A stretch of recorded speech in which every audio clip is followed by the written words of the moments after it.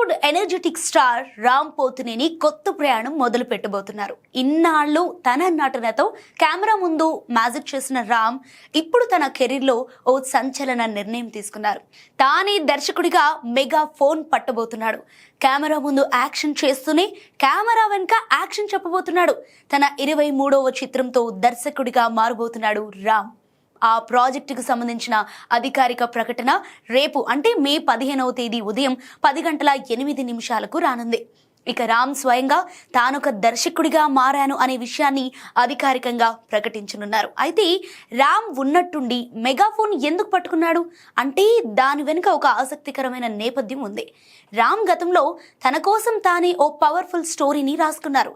కథ అయితే సిద్ధమైంది, కానీ దాన్ని తాను ఊహించిన విధంగా ఆ కథలోని ఎమోషన్ను పర్ఫెక్ట్గా స్క్రీన్పై ప్రజెంట్ చేయగల దర్శకుడి కోసం ఆయన చాలా కాలం పాటు వేట సాగించారు.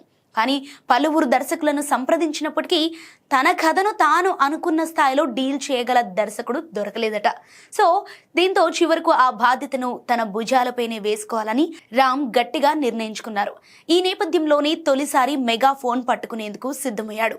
మరి ఇప్పటి వరకు రచయితగా, హీరోగా మల్టీ టాలెంట్ చూపించిన రామ్ దర్శకుడిగా ప్రేక్షకులను ఎంతవరకు మెప్పిస్తాడో చూడాలి మరి.